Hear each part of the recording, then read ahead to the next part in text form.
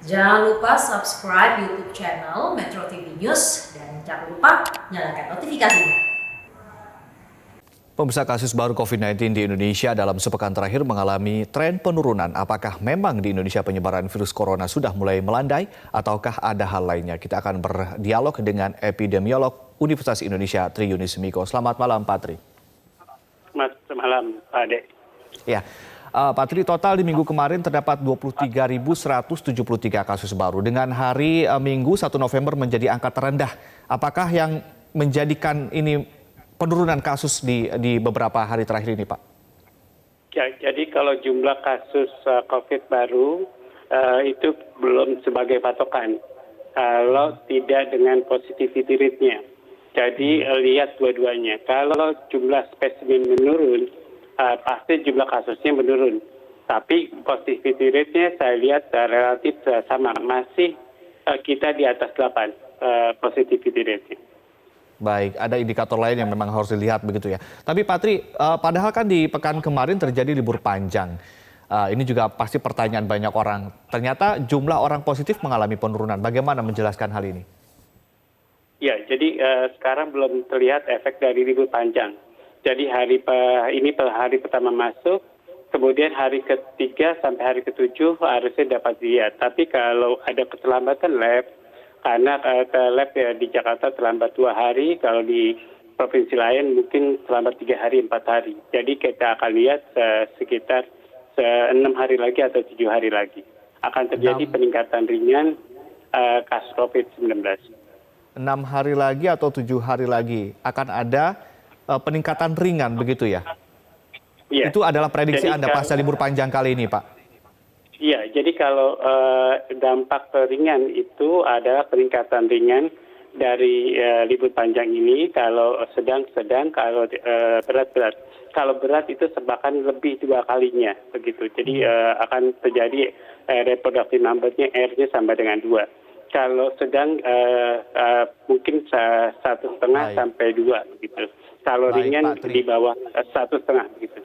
Baik, Pak Tri, kita tahan dulu, nanti kita lanjutkan lagi. Dan pemirsa tetaplah bersama kami, Prime Time News segera kembali. Anda kembali bersama kami di Prime Time News dan kita lanjutkan kembali berbincang dengan epidemiolog Universitas Indonesia Tri Yunis Miko. Pak Tri, tadi Anda mengatakan bahwa prediksi Anda pasca libur panjang kali ini akan terjadi lonjakan kasus yang ringan. Itu pun akan bisa dilihat di catatan 6 sampai 7 minggu ke depan. Pertanyaannya, kenapa kemudian tidak setinggi pada pasca libur panjang yang lalu-lalu, Pak? Ya, libur panjang yang lalu itu karena Lebaran, Idul Fitri. Maka orang bersilaturahmi kepada keluarga dan teman atau kerabat. Itu akan hubungan dekat semakin tidak menentu. Jadi banyak berkerumun, banyak bersalam-salaman, saling berdekatan bahkan. Kemudian libur yang kedua adalah libur Agustusan. Orang perlombaan, kekaruan, kemudian ada acara-acara Agustusan. Nah, sekarang adalah libur biasa, tidak ada apa-apa, kemudian ada Maulid Nabi. Ini Maulid Nabi kemudian sudah dianjurkan untuk bersepi-sepi, tapi saya lihat juga ada di kampung-kampung, tetap aja ramai-ramai. Jadi ada kemungkinan kerumunannya akan ada, tapi mungkin pakai masker sebagian. Kemudian kerumunan itu akan menimbulkan penularan yang efektif, tapi efektifnya tidak akan menimbulkan dampak seperti pada saat Lebaran atau pada saat Agustusan begitu. Jadi R0-nya bertambah, tapi tidak tinggi begitu. Jadi saya duga 1,5 kali jadi sekarang kurang. Ya, Pak Tri, ini adalah prediksi dan analisa pribadi atau konsensus para epidemiolog saat ini? Oh enggak, itu pendapat pribadi.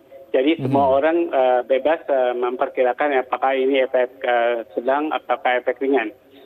Tapi dari pengetahuan saya sebagai epidemiologis, reproductive number tidak akan tinggi sekali, begitu atau meningkat 2 kali lipat, atau 1,5 atau sampai 2 kali lipat, paling 1,5 kali lipat atau di bawahnya. Itu namanya efek ringan. Baik, Pak Tri, jumlah spesimen di pekan kemarin hanya 3 hari yang memenuhi target dari Presiden, yakni 30.000. Selebihnya berada di bawah 30.000. Menurut Anda, apakah ini juga salah satu penyebab kenapa kemudian kasus positif kita melandai, Pak? Ya, jadi kasus positif melandai yang baru harusnya dibarengi dengan positivity rate. Jadi jangan dibaca cuman kasus baru, penambahan kasus baru. Jadi positivity rate-nya harus dilihat, kemudian apakah itu tetap atau menurun. Kalau positivity rate-nya menurun, ya itu ada penurunan. Jadi mulai melandai, tapi belum melandai. Jadi kalau positivity rate-nya menurun, pasti akan melandai kasus kita, Pak. Baik, menurut Anda kenapa kemudian spesimen yang saat ini di bawah 30.000, Pak? Apa yang menjadi penyebabnya menurut Anda? Ya, jadi lab kita masih belum mampu untuk memeriksa seharinya 30.000 karena jumlah labnya itu masih terbatas. Juga setiap lab itu punya kemampuan memeriksa spesimen. Ada yang banyak, ada yang sampai 200 satu hari, ada yang cuma 50, bahkan ada yang cuma 20 atau 30. Jadi dari seratusan jumlah lab yang kita punya, kemampuannya hanya 30.000 per hari, begitu, Mas. Baik, terima kasih Tri Yunis Miko, epidemiolog Universitas Indonesia telah memberikan analisa bersama kami di Prime Time News.